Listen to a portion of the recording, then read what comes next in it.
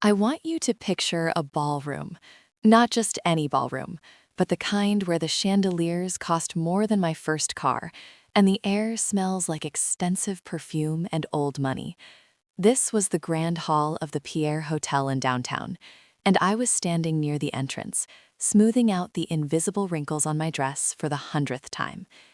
It was the 40th anniversary gala for Miller and Associates, the real estate firm my father founded, but the firm I had practically kept alive on life support for the last 15 years. My name is Joyce. I'm 38 years old, and on that night, I truly believed my life was about to change. I checked my watch. 7:05 p.m. My father, Frank Miller, was already by the bar, holding court with the city councilman, laughing that booming laugh of his. He looked the part of the successful patriarch, silver hair slicked back, a tuxedo that fit perfectly. But I knew the truth. I knew his tuxedo was rented because I picked it up.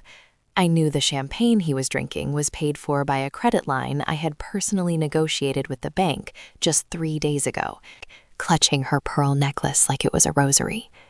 "Where is Bradley? The speeches start in 20 minutes. He can't be late. Not tonight." I felt that familiar knot tighten in my stomach. Bradley, my younger brother, the golden boy. He was 32, had failed at 3 different startups, all funded by Dad, and had decided last month that he was finally ready to join the family business. "I don't know, Mom," I said, keeping my voice even. "I sent a car for him an hour ago. He's not answering his phone." "Well, fix it," she snapped, smoothing her skirt. "Your father is in a good mood. Don't let your brother ruin it. You know how sensitive Brad is." Sensitive. That was the family code word for irresponsible.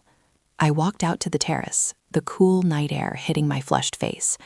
I pulled out my phone. 5 missed calls to Brad. Nothing. I looked down at the street below, and then I saw it. A sleek cherry red convertible pulled up to the valet. It was the new model sports car Brad had been whining about for months, the one Dad said we couldn't afford, the one I had explicitly told accounting not to approve. Brad stepped out, tossing the keys to the valet with an arrogance that made my blood boil. He wasn't wearing a tie. He looked disheveled, like he'd just rolled out of bed, despite the $5,000 suit I'd bought him. I met him in the lobby. "You're late," I said, checking the time. "Dad starts speaking in 10 minutes. Brad smirked, that lopsided grin that used to be cute when he was 5, but now just looked punchable. "Relax, Joy. The party doesn't start until the future arrives, and I'm here." He breezed past me, smelling faintly of bourbon and expensive cologne. "Nice dress, by the way," he threw over his shoulder. "Makes you look sturdy." Sturdy.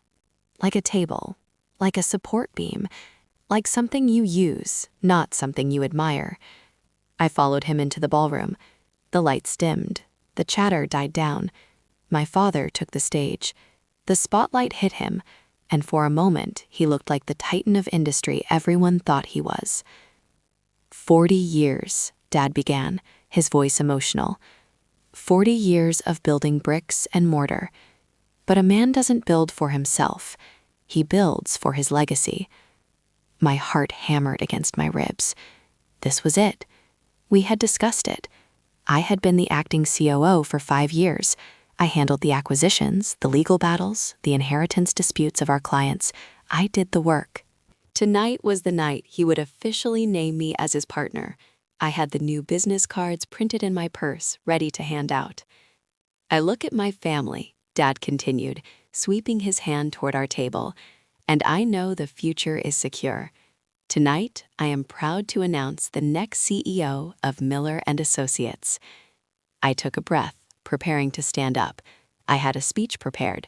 Humble, grateful, visionary. "Please welcome," Dad's voice boomed, "my son, Bradley Miller." The applause was polite, confused, but the silence in my head was deafening. I froze. I was halfway out of my chair. I saw Brad bound up the stairs, fist pumping like he'd just won the Super Bowl. Dad wrapped him in a bear hug, tears glistening in his eyes. "My boy," Dad whispered into the microphone, but loud enough for the room to hear. The firm goes to my boy. Tradition, strength, continuity. I sat back down. The room spun. The clinking of silverware sounded like glass shattering. I looked at my mother. She wasn't looking at me. She was clapping, her eyes fixed adoringly on Brad. I felt a hand on my shoulder. It was Mrs. Henderson, our oldest client. She leaned in, her voice low. "Joyce, dear, I thought, surely there's a mistake."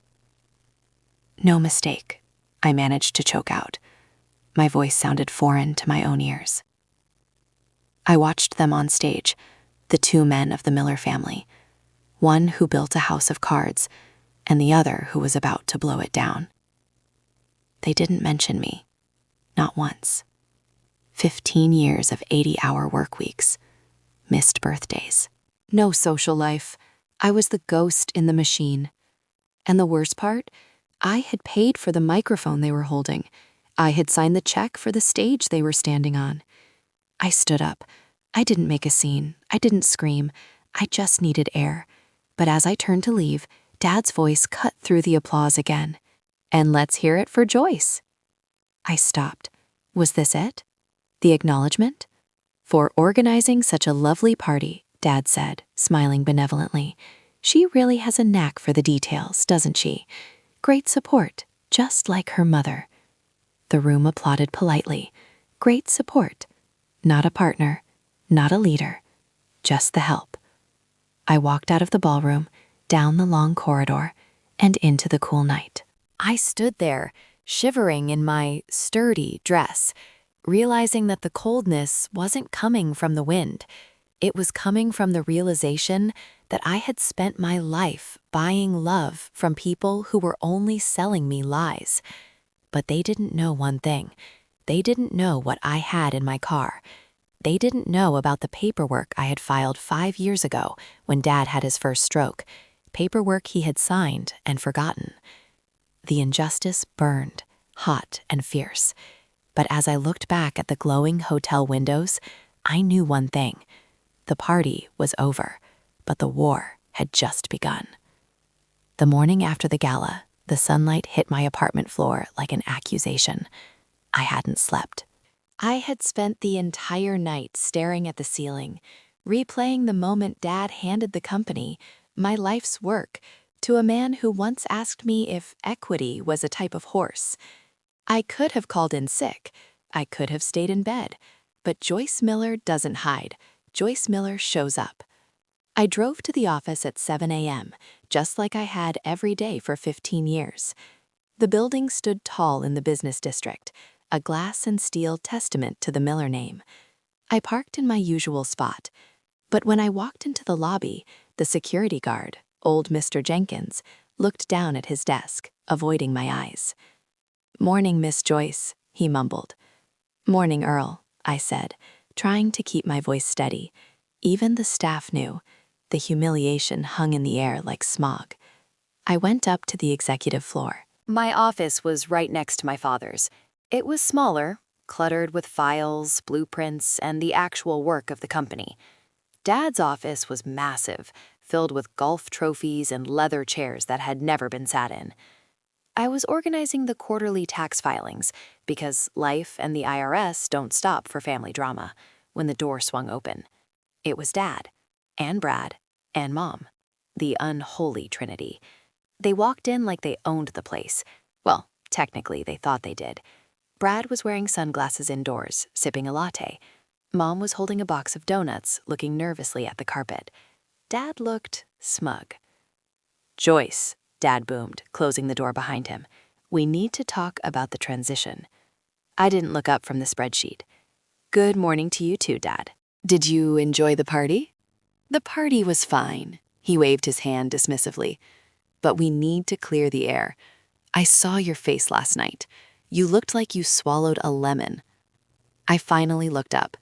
I took off my reading glasses and set them down on top of the pile of unpaid vendor invoices I was juggling. "You publicly humiliated me, Dad. You handed the CEO position to Brad. Brad, who has never closed a deal in his life. Brad, who thinks escrow is a French soup." Hey, Brad pulled his sunglasses down. I resent that. I have vision, Joyce. Vision is what this company needs. You're a grinder. You're good at the paperwork, but you don't have the face for leadership. The face? I asked, my voice dropping an octave. Dad stepped forward, placing his hands on my desk, leaning in. This was his intimidation tactic. It used to work when I was 12. "Listen to me, Joyce," Dad said, his voice dropping to that patronizing tone men use when explaining simple concepts to hysterical women. "The firm goes to your brother. It's the natural order. This job, the stress, the late nights, the Shark Tank, this is not for a woman." I felt the blood rushing in my ears. Not for a woman? I have increased our profit % in 5 years. I navigated the lawsuit with the zoning board. I am the reason we aren't bankrupt. "And you did a great job helping," Dad said, cutting me off. "But clients, our big investors, they want to see a man at the helm.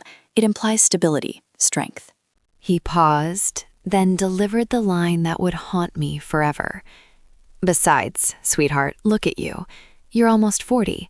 You'll get married eventually, maybe find some widower. You'll want to have children, bake cookies, take care of a home. The firm needs someone who is 100% committed. Brad needs this. You have other options." I looked at my mother. I pleaded with my eyes. "Say something. Defend me. You know how hard I work." Mom sighed, opening the donut box. "Oh, Joyce, don't be difficult. Your father is right. Brad has a family to support. He has alimony payments, child support. He needs the salary. You're single. You don't need as much. You can stay on as vice president of operations. You can be Brad's right hand. Guide him." "Guide him?" I laughed, a harsh, brittle sound. "You want me to do the work while he takes the credit and the check?"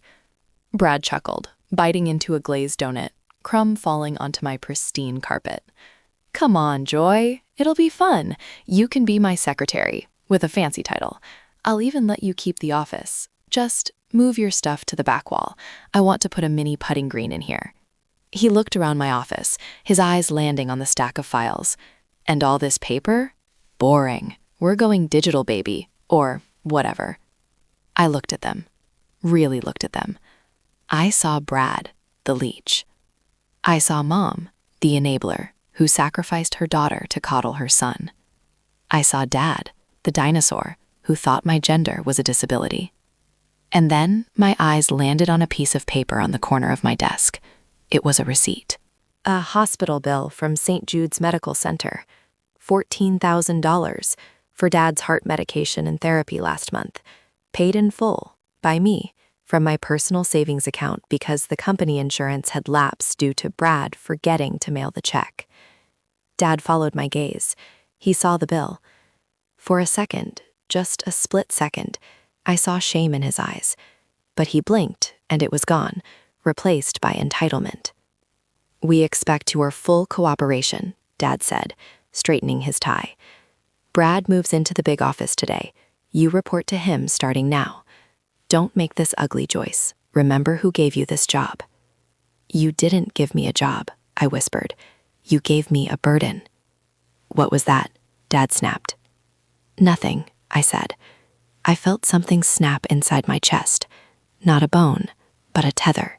The emotional cord that tied me to their approval broke. It severed clean. I said, "I understand perfectly, Dad." "Good," he nodded, satisfied. "I knew you were a good girl. Now get Brad a coffee. He has a big day ahead." He turned and walked out. Mom followed, leaving a donut on my desk like a consolation prize. Brad lingered for a second, winking at me. "Make it a latte, Joy, and don't burn the milk." He left. I sat there in the silence. The humiliation washed over me, hot and sticky. But then, as the tears threatened to spill, a strange coldness took over. It started in my stomach and spread to my fingertips. I looked at the hospital bill. I looked at the donut. I wasn't going to make him coffee. I wasn't going to bake cookies. And I sure as hell wasn't going to report to Brad. I stood up. I didn't reach for the coffee mug. I reached for my encrypted hard drive. There is a specific kind of silence that happens before a hurricane. The birds stop singing, the wind dies down, the air pressure drops. That was the atmosphere inside my office for the next hour. I didn't storm out immediately. Amateur move. If you leave in a rage, you leave mistakes behind. You leave opportunities for them to spin the narrative. Oh, she was hysterical. She just couldn't handle the pressure. No, I sat at my desk and I went to work, but not the work they thought. I logged into the company server. My fingers flew across the keyboard. I wasn't deleting anything. That would be illegal, and I am nothing if not a stickler for the law. No, I was backing up. Every email where Dad admitted to tax loopholes. Every invoice Brad had submitted for client entertainment that was actually for strip clubs in Vegas. Every threatening letter from the zoning board that I had made disappear with legal brilliance. I was building my insurance policy. Around 10 a.m., the intercom buzzed. It was Brad. Joy, Joy, his voice crackled, overly loud. I can't find the login for the bank accounts. And the vendor list? It's not on my desk. Bring them in here, chop chop. Chop chop. Like I was a golden retriever. I stared at the intercom. A week ago, I would have sighed, grabbed the binder, walked in, and patiently showed him the password manager. I would have fixed it, because that's what I did. I fixed the Miller family's messes. But the snap had happened. That moment of clarity where the pain is so great it cauterizes the wound instantly. I pressed the talk button. The passwords are in the safe, Brad. You have the combination. Dad gave it to you. I don't remember it, he whined. Just come do it. I'm busy, I said calmly. Busy? He laughed. Busy doing what? I'm the CEO. I'm ordering you to come in here. I'm busy packing, I said, releasing the button. I stood up and grabbed a single cardboard box. I didn't take the stapler. I didn't take the pens. I didn't take the photos of the family on the wall. I left them there. Those people in the photos didn't exist anymore. I only packed 3 things. 1, my personal framed degree from Wharton Business School. 2, a small cactus that Mrs. Henderson gave me. 3, the black leather ledger that I kept locked in my bottom drawer. That ledger. Oh, if they knew what was in that ledger, they wouldn't have been asking for coffee. They would have been asking for mercy. I walked out of my office. I passed the break room. I saw the staff, Sally from accounting, Mike from sales, huddled together, whispering. They looked at me with pity. Miss Miller? Sally asked, stepping forward. She looked terrified. Is it true? Are you leaving? I'm taking a break, Sally, I said softly. I liked Sally. She was a single mom, hardworking. Listen to me. Update your resume. Today.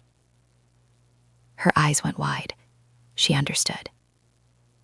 I walked toward the elevators, but the universe wasn't done testing me. The elevator doors opened, and Brad stepped out, holding a half-eaten bagel. Whoa, whoa, he said, blocking my path.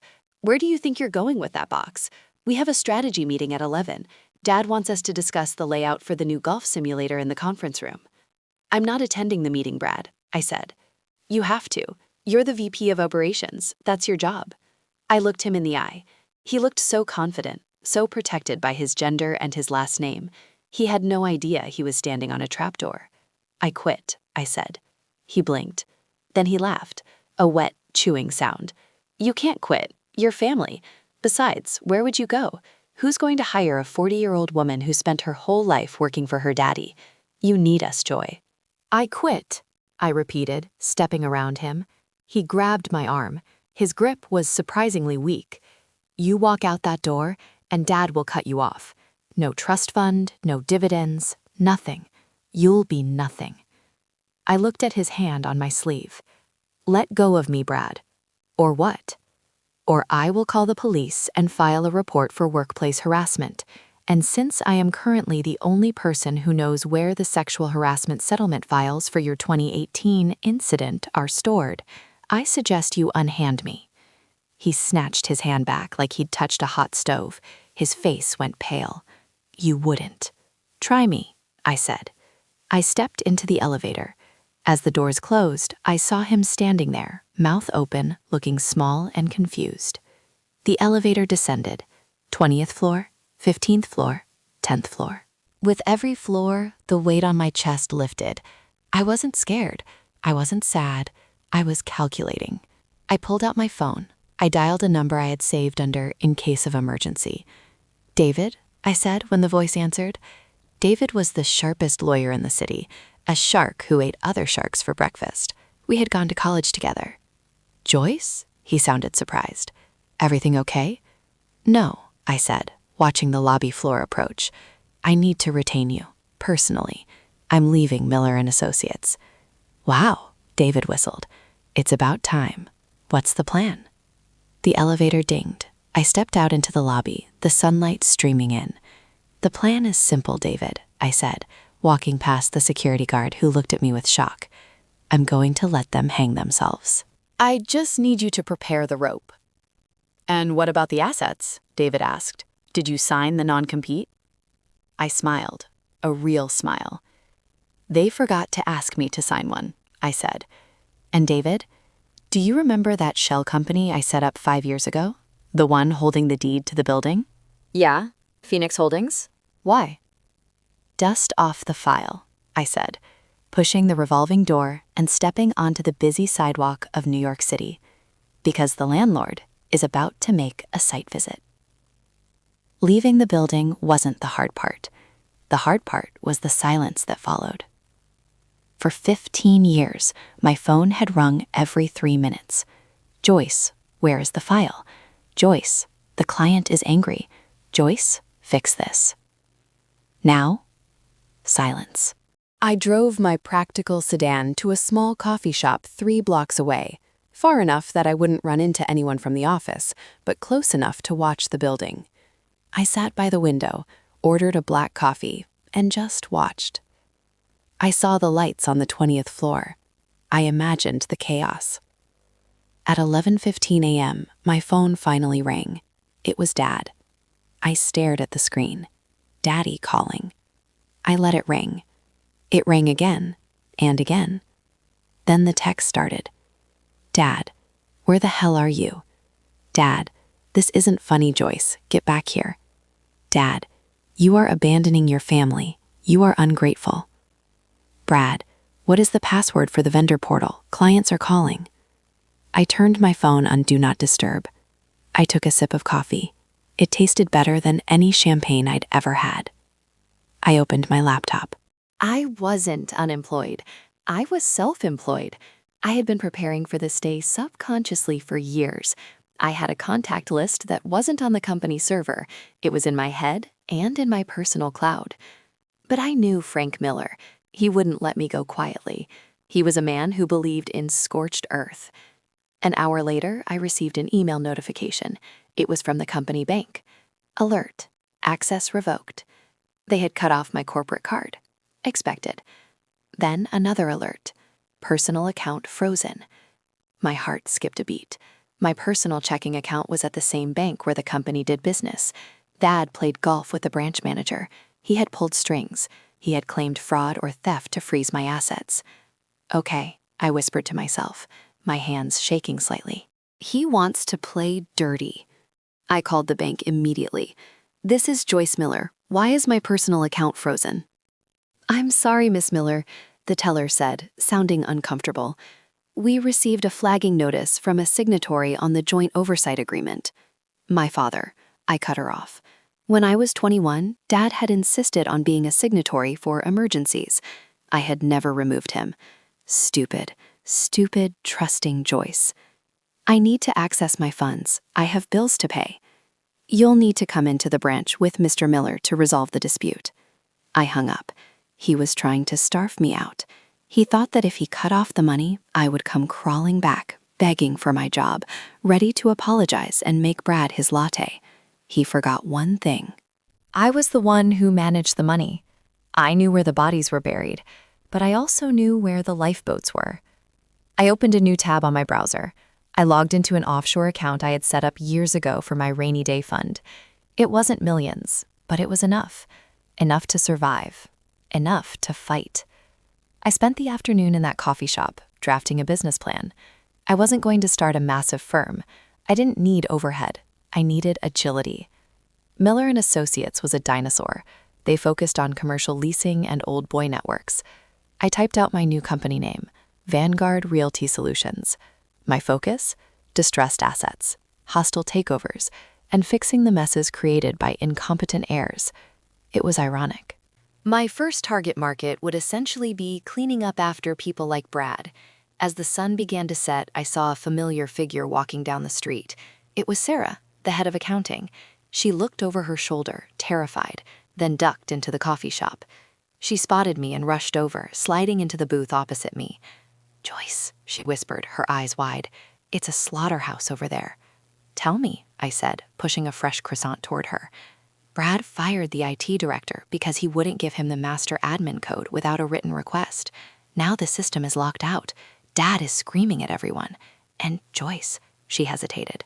"What is it, Sarah?" "They are shredding documents. Dad told Brad to clean house."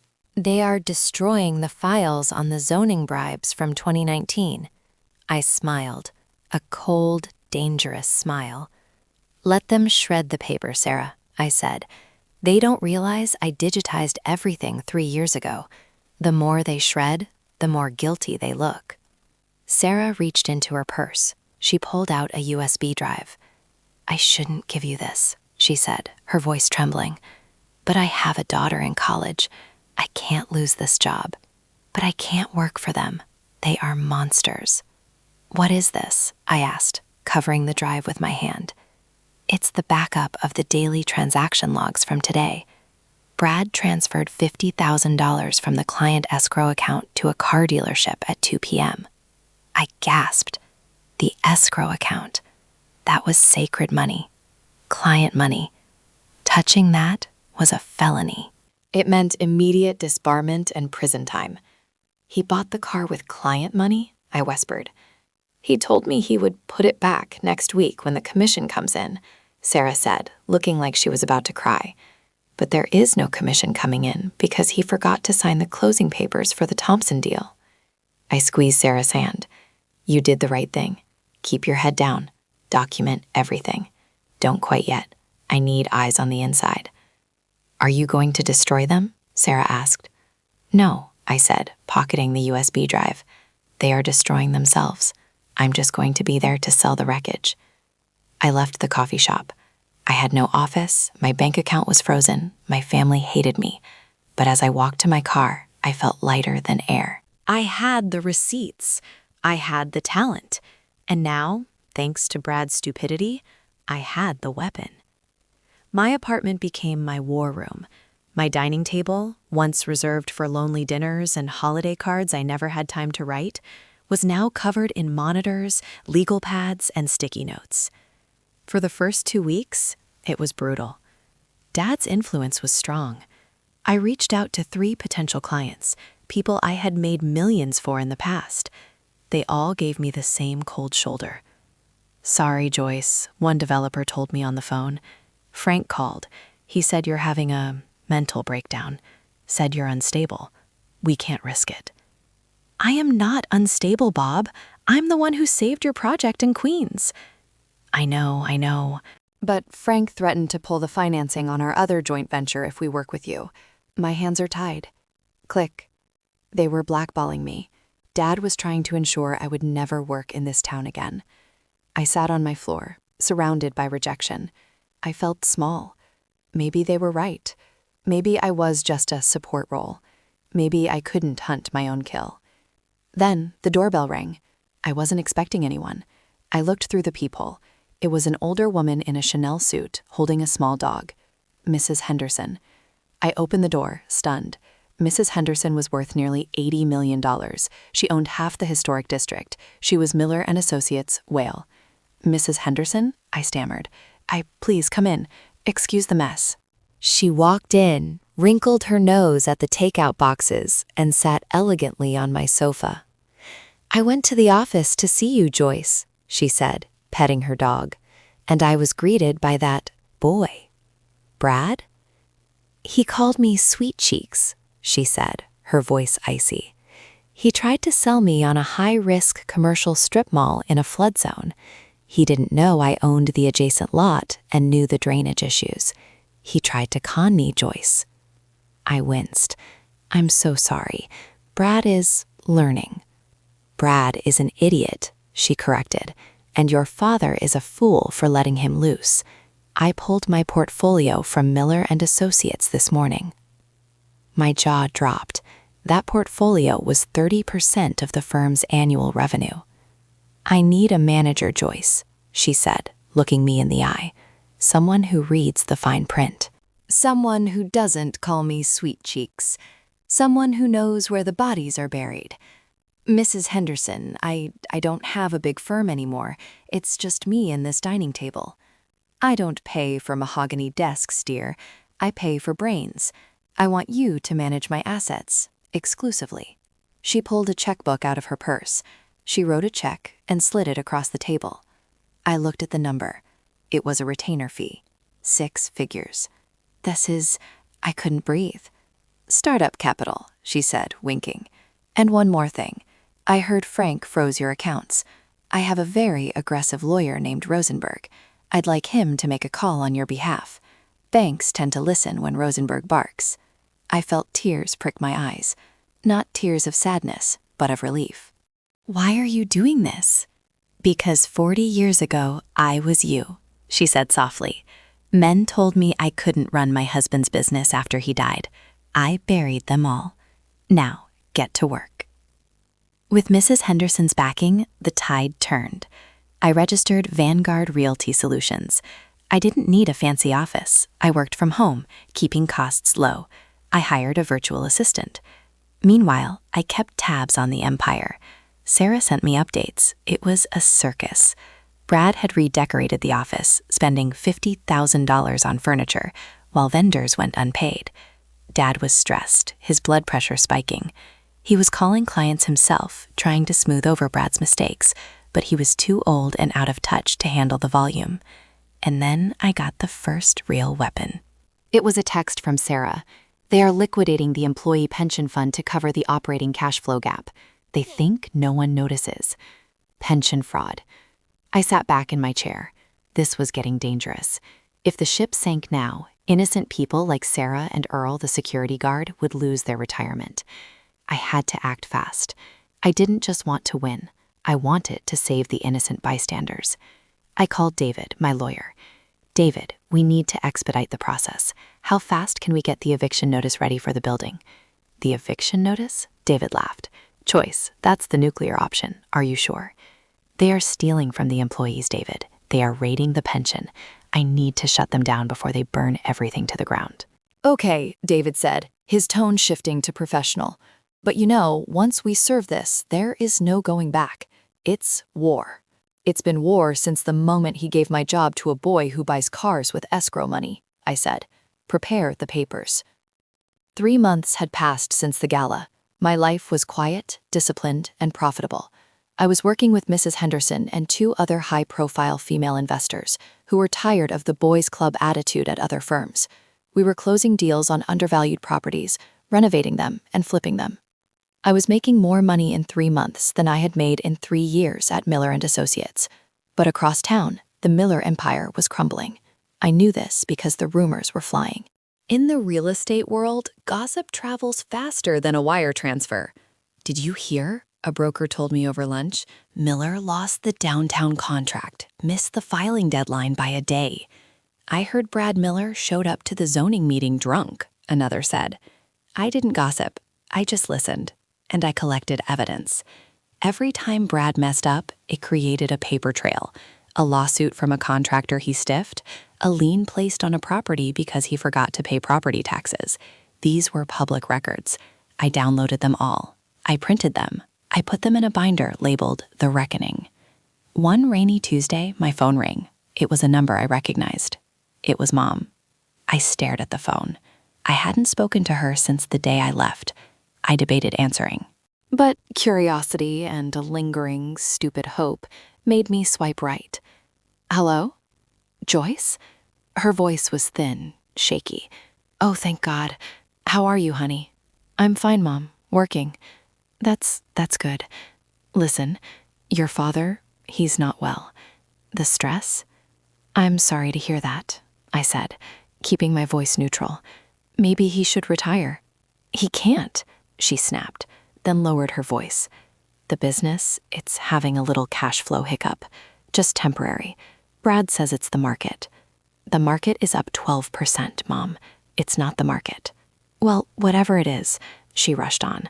We need a bridge loan, just a small one, to pay the vendors. Dad won't ask you, he's too proud. But I'm asking. We know you have savings. If you could just loan the company $50,000.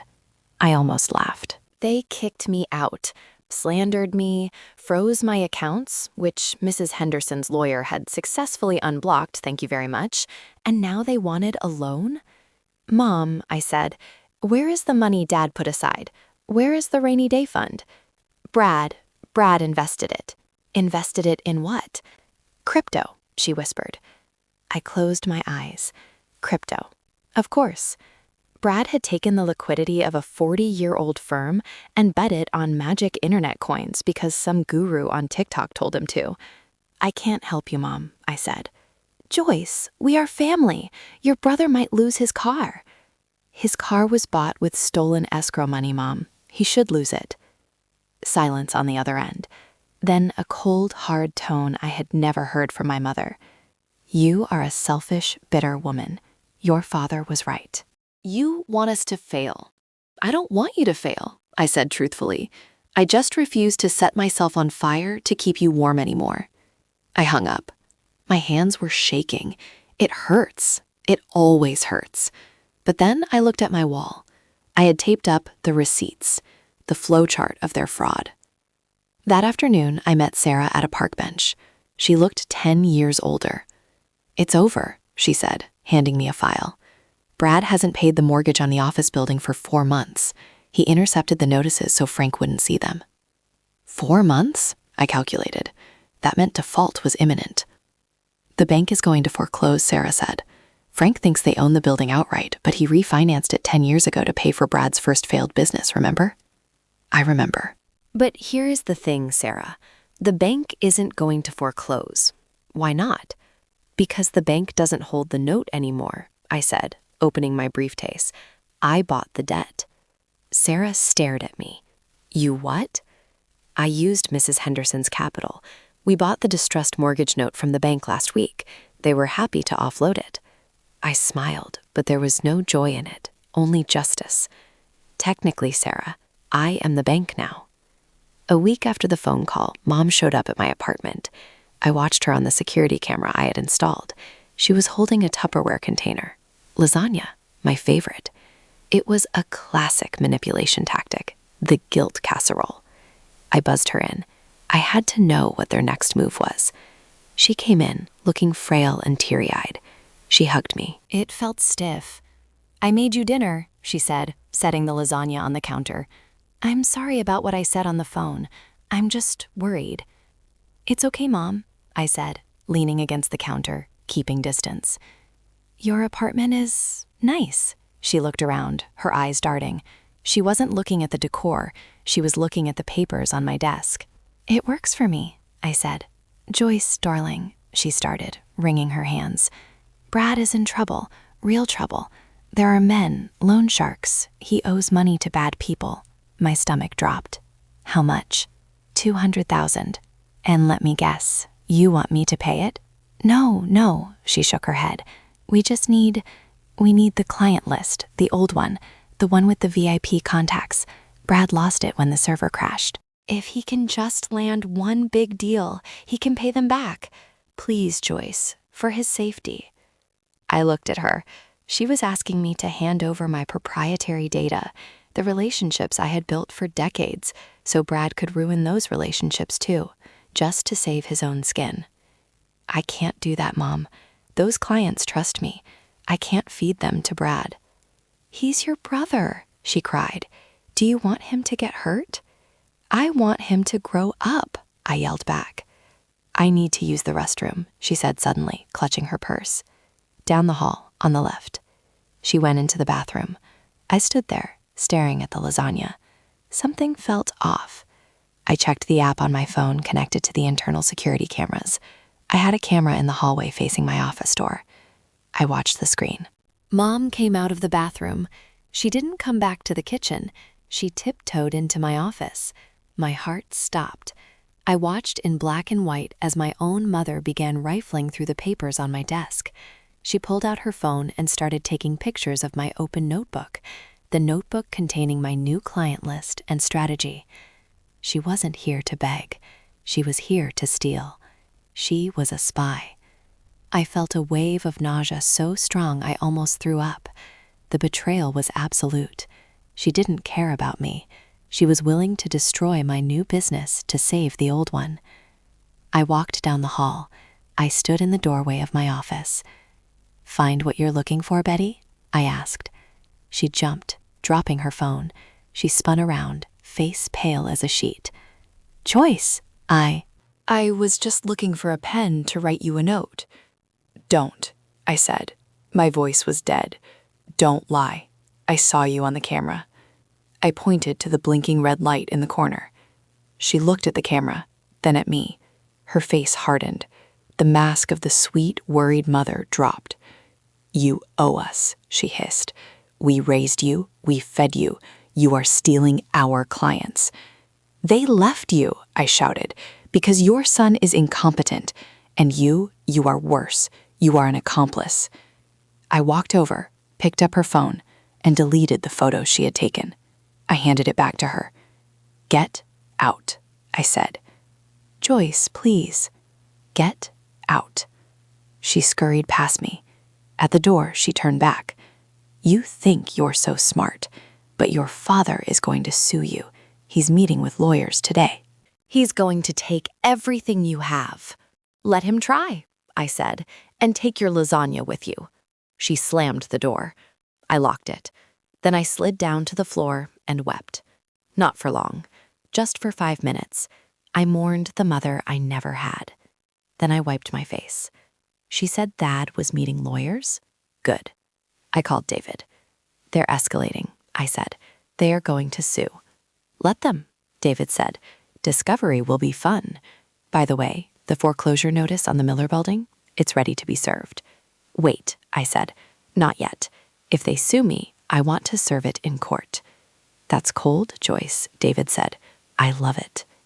The summons arrived 3 days later. It was delivered by a courier while I was having coffee with Mrs. Henderson. Miller and Associates versus Joyce Miller. Charges: breach of fiduciary duty, theft of trade secrets, tortious interference.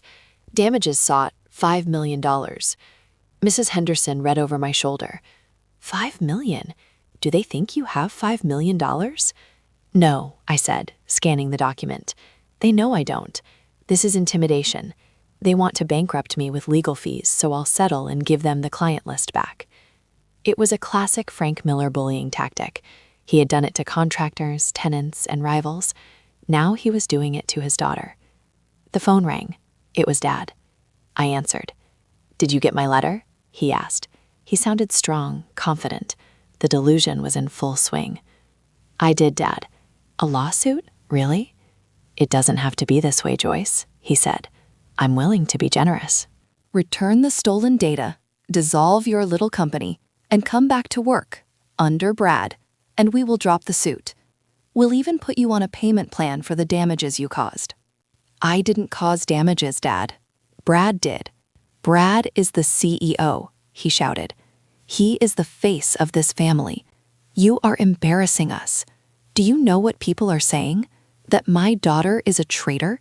They are saying your son is a fraud, Dad." "Enough," he roared. "See you in court, and bring your checkbook. I'm going to take every penny you have. I'm going to leave you destitute." "Okay, Dad," I said calmly. "See you in court." I hung up. I looked at Mrs. Henderson. She looked furious. "I will fund your defense, Joyce. I will spend every dime I have to bury that man." "You won't have to," I said. I opened my laptop. I pulled up the file David and I had been working on. Exhibit A, the deed. 5 years ago, when Dad had his stroke, he was terrified of lawsuits seizing his assets. He had signed over the ownership of the office building, the crown jewel of the company, worth $10 million, to a shell company called Phoenix Holdings to protect it. He thought he controlled Phoenix Holdings, but in his medicated haze, he had signed the operating agreement naming me as the sole manager and beneficiary of Phoenix Holdings. He had forgotten. Brad never knew. For 5 years, Miller and Associates had been paying rent to Phoenix Holdings, and Phoenix Holdings, me, had been using that rent to pay down the mortgage. But for the last 4 months, Brad had stopped paying rent, which meant Miller and Associates was in breach of lease. And since I had bought the underlying mortgage debt last week, I held the lease and the mortgage. I wasn't just their former employee, I was their landlord and their creditor. The court date was set for 2 weeks from now. It was going to be the 40th anniversary of the company all over again, a big show. But this time, I wasn't going to leave early. "Are you ready?" Mrs. Henderson asked. I looked at the lawsuit. I looked at the receipts. "I was born ready," I said. "They want a show? I'll give them a finale." The day of the hearing arrived with a sky the color of bruised iron. It was fitting. I stood outside the heavy oak doors of courtroom 4B, smoothing the lapel of my navy blazer. My hands weren't shaking this time. I felt a strange, icy calm, like the center of a storm. Beside me, David, my lawyer, checked his watch. "Showtime, Joyce. Remember, let them talk. The more they talk, the more rope they measure out for themselves." "I'm ready," I said. The doors swung open. We walked in. On the other side of the aisle sat the Miller clan. They looked like they were attending a royal wedding. Mom was wearing a fur coat despite it being 60 degrees outside. Brad was in a 3-piece suit that screamed new money, fiddling nervously with a gold pen. And Dad sat there like a stone statue, his jaw set, staring straight ahead. He wouldn't even look at me. Their lawyer, a man named Mr. Sterling, who was known for being loud and expensive, stood up as the judge entered. "All rise." Judge Patterson was a woman in her 60s with sharp eyes behind reading glasses. She looked like she had zero tolerance for nonsense. That was good for me. Mr. Sterling began his opening statement. It was a work of fiction so elaborate it belonged on a bookshelf, not in a legal record. "Your Honor," Sterling boomed, pacing the floor, "we are here today because of a tragedy, a betrayal of Shakespearean proportions. The defendant, Joyce Miller, was trusted by her family. She was given a home, a career, a purpose. And how did she repay them? She stole trade secrets. She sabotaged client relationships. She engaged in a vendetta to bankrupt the very company that raised her." I sat there, keeping my face neutral. Inside, I was screaming. "Raised me? You mean used me?" Sterling continued, pointing a finger at me. "We are asking for $5 million in damages to cover the lost revenue from the clients she poached, and we are asking for an immediate injunction to shut down her illegal operation, Vanguard Realty." Then it was time for the witnesses. Brad took the stand first. He looked confident until the oath was administered. Then he started sweating. "Mr. Miller," Sterling asked, "tell the court what happened after your sister left." "Chaos," Brad said, putting on a sad face. She had locked us out of the systems, deleted files. Clients were calling, angry that their projects were stalled. I tried to save it, Your Honor. I worked night and day, but the damage she caused was too deep." David stood up for cross-examination. He walked over to Brad slowly. "Mr. Miller," David said pleasantly, "you claim my client locked you out. Did you ever ask the IT director for the passwords?" Well, he was uncooperative. I had to fire him." "You fired him on your second day, correct?" "He was disrespectful." "And regarding the stalled projects," David continued, picking up a piece of paper, "here is an email from the Planning Commission dated 3 months ago. It states that the downtown project was halted because the permit fee wasn't paid. Was that Joyce's fault?" "She handled the bills," Brad snapped. "She should have set up autopay." "She wasn't working there anymore, Mr. Miller," David said dryly. "But let's talk about the $5 million. You claim lost revenue. Can you name one specific client Joyce stole?" "Mrs. Henderson," Brad blurted out, "our biggest investor. Joyce poisoned her against me." "Is that so?" David smiled. "Or did Mrs. Henderson leave because you called her, and I quote from her affidavit, sweet cheeks, and tried to sell her a swamp. Laughter rippled through the courtroom. Brad turned red. "That's hearsay." "No further questions," David said. Then came Dad. Frank Miller walked to the stand with a limp that I knew he was exaggerating. He looked frail, playing the sympathy card. "I loved my daughter," Dad told the judge, his voice trembling. "I wanted her to succeed, but she was always jealous of her brother. When I announced Brad as CEO, she snapped. She couldn't handle a woman not being in charge. It's a mental issue, really." I gripped the edge of the table. A mental issue? My competence was a mental issue to him? "She destroyed my legacy," Dad said, wiping a fake tear. "I just want justice. I want my company back." The judge looked at me. I could see curiosity in her eyes. She had seen family disputes before, but the venom coming from my father was palpable.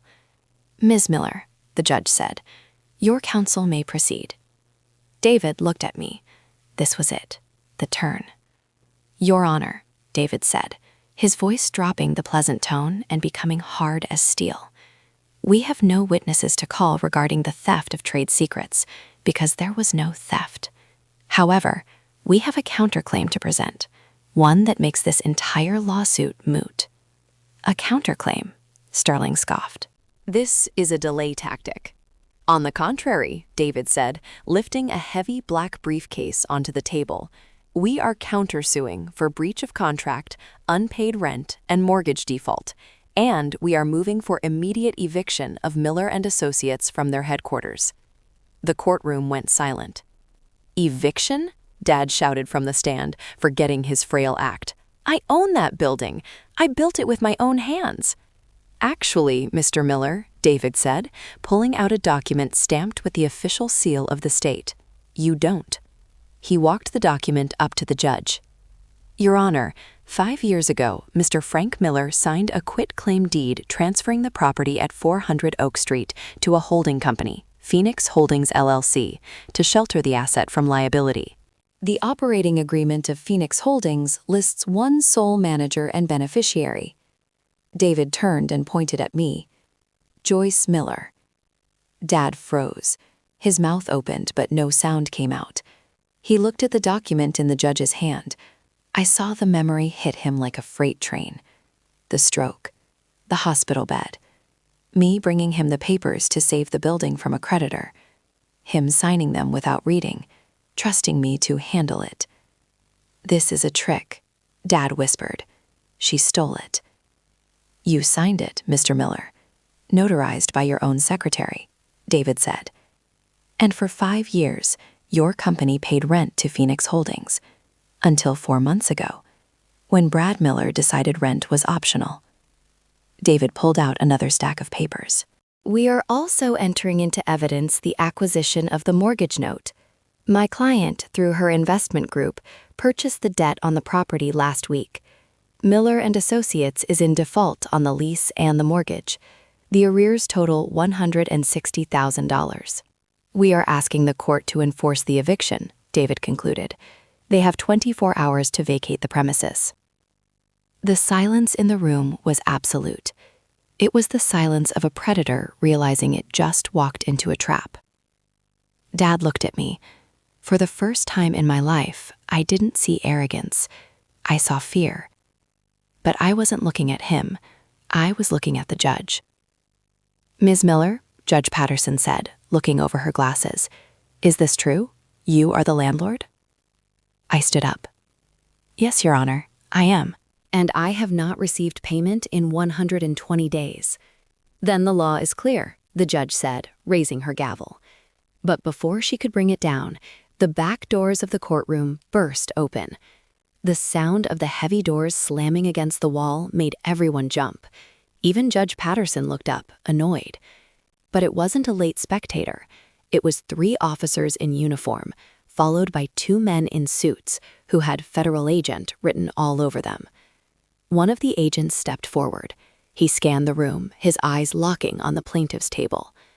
"We apologize for the interruption, Your Honor," the agent said, flashing a badge. "Special Agent Reynolds, IRS Criminal Investigation Division. We have a warrant for the arrest of Bradley Miller." The heir left the room. Brad stood up, knocking his chair over. "What? Me? You can't. I'm in the middle of a lawsuit."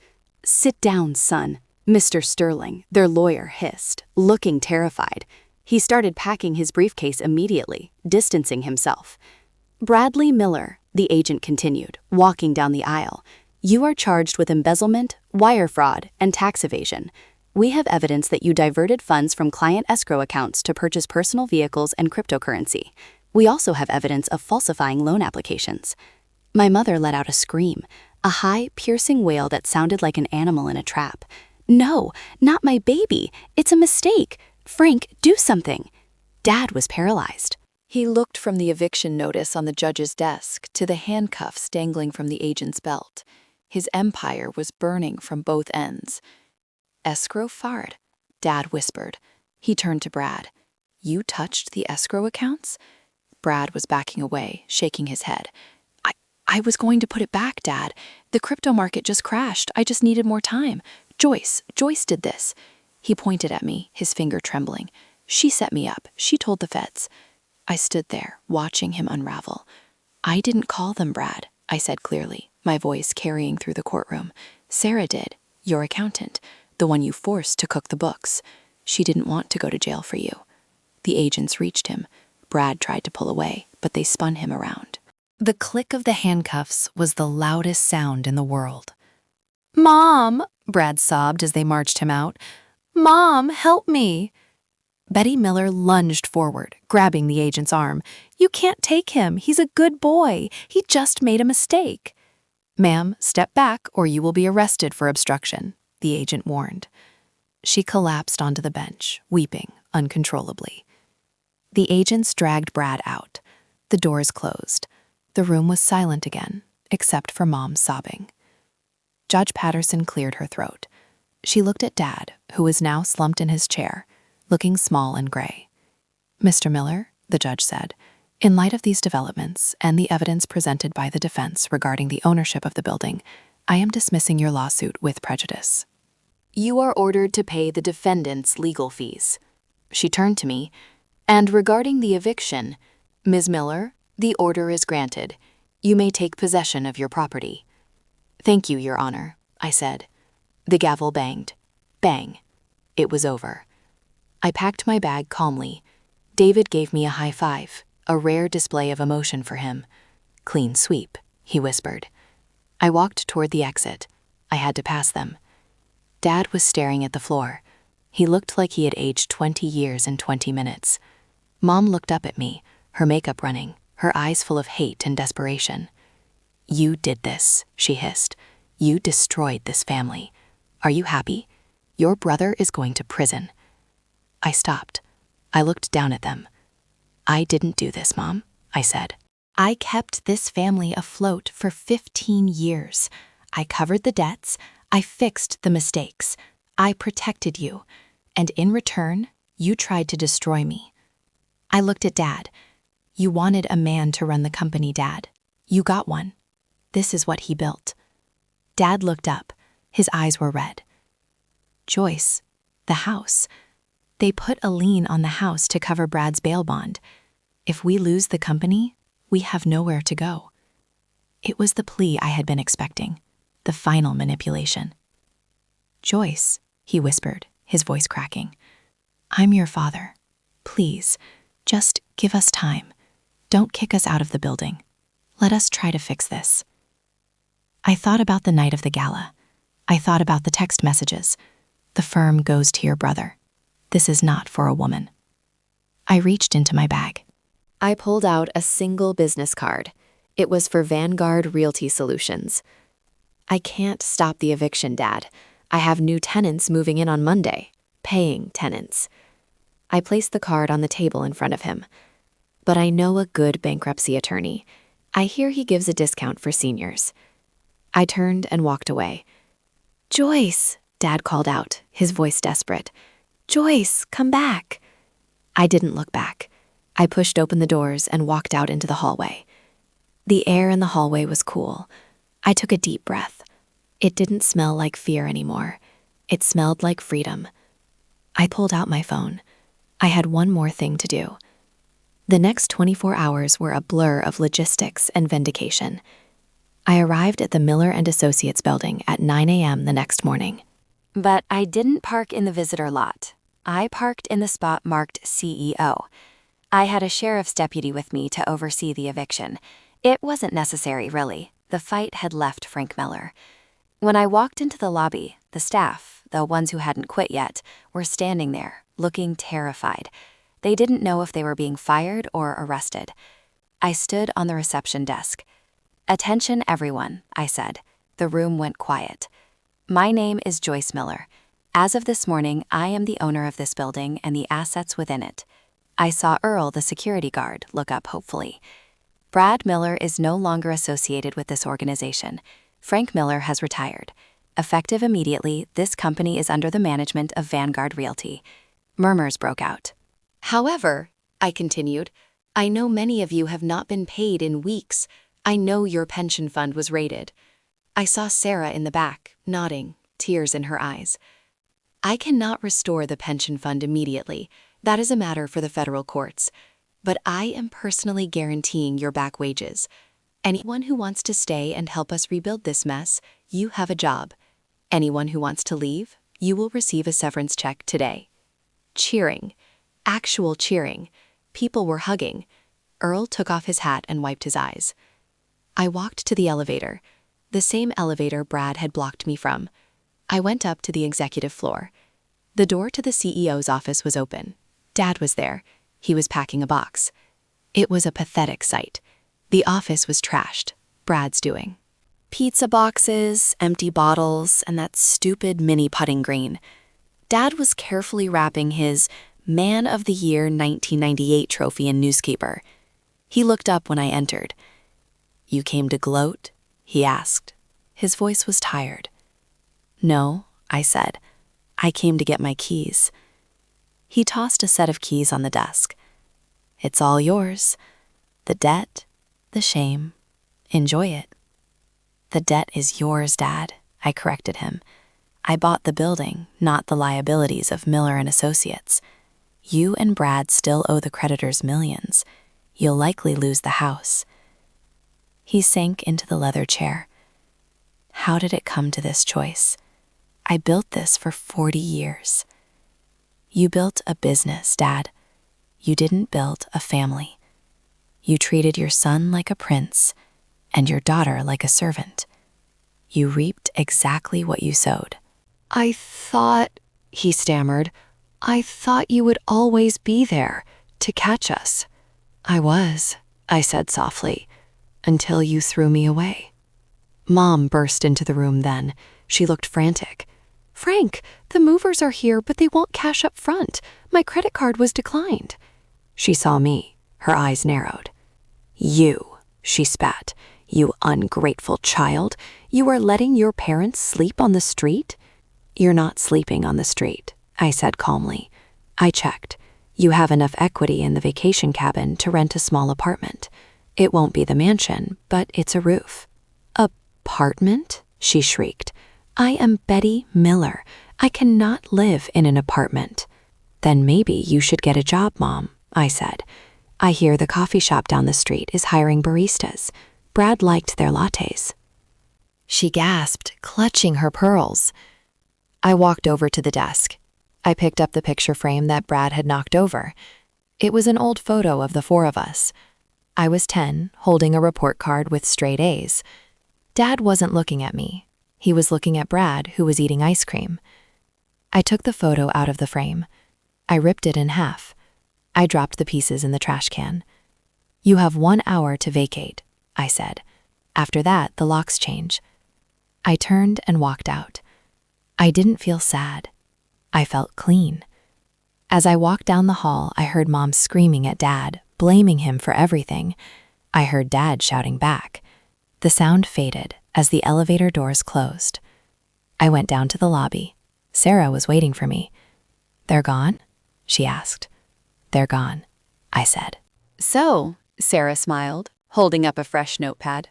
"What's the first order of business, boss?" I looked around the lobby. It was dusty. The logo was peeling. but the bones of the building were strong, just like me. First, I said, get someone to scrape the name Miller off the door. Put up a new sign. What should it say? I smiled.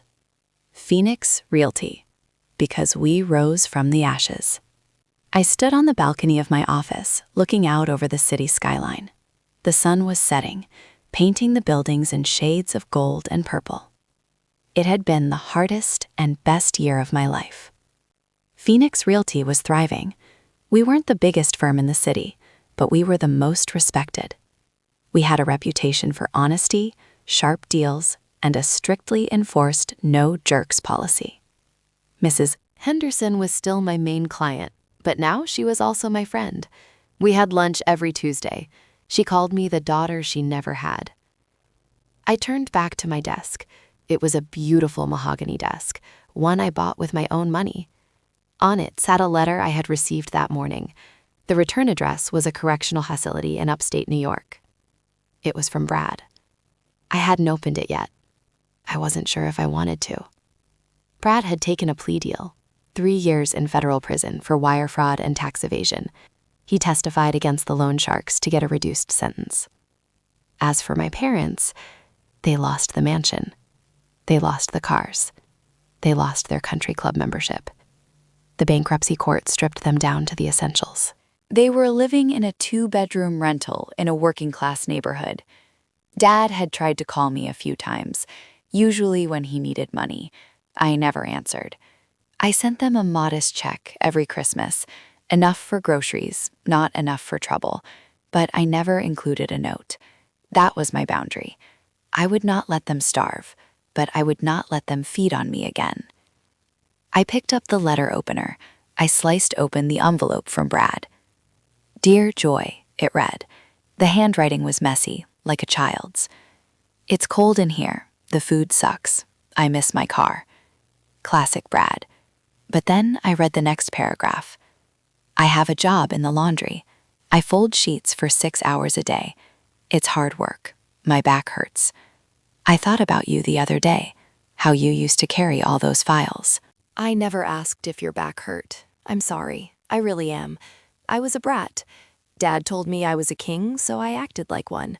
But I'm just a guy folding sheets. I don't expect you to visit, but if you could send me a book, maybe something on business, I want to learn how to do it right this time. I put the letter down. A single tear rolled down my cheek. It wasn't forgiveness, exactly, but it was closure.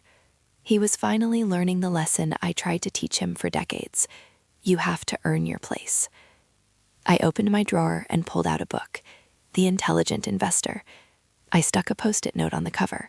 Start here. Joy. I put it in the outgoing mail bin. My intercom buzzed. It was Sarah, now my VP of Operations. Joyce, the representatives from the women's shelter are here. They want to discuss the new housing wing you're funding. Send them in, I said. This was my new legacy. I wasn't building an empire to slap my name on a skyscraper. I was building wealth to change lives. I had started a scholarship fund for women in business. I was funding a shelter for women escaping financial abuse, because I knew what it felt like to have your financial independence used as a weapon against you. I walked to the mirror in the corner of my office. I looked at the woman staring back. She was 40 years old. She had wrinkles around her eyes from working late. She wasn't married, and she didn't have kids yet, though maybe someday. But she was happy. She was free. The firm goes to your brother, Dad had said. This is not for a woman. He was right. That firm, the one built on lies, ego, and misogyny, wasn't for me. It was too small for me. I built something better. I walked toward the conference room door. I paused and looked at the camera one last time. To everyone out there listening, they will tell you that you are too emotional. They will tell you to know your place. They will ask you to sacrifice your dreams to support someone else's ego. Don't do it. Keep the receipts. Know your worth. And when they try to lock you out, buy the building. Thank you so much for listening to the very end. You are the reason I share this. If you made it this far, you are part of the Phoenix Club. Please Type the letter A in the comments right now, so I know you are a true supporter who watched the whole journey. Type A and tell me, have you ever had to cut off a toxic family member? I read every comment. Don't forget to subscribe for more stories of justice. Until next time, stay strong.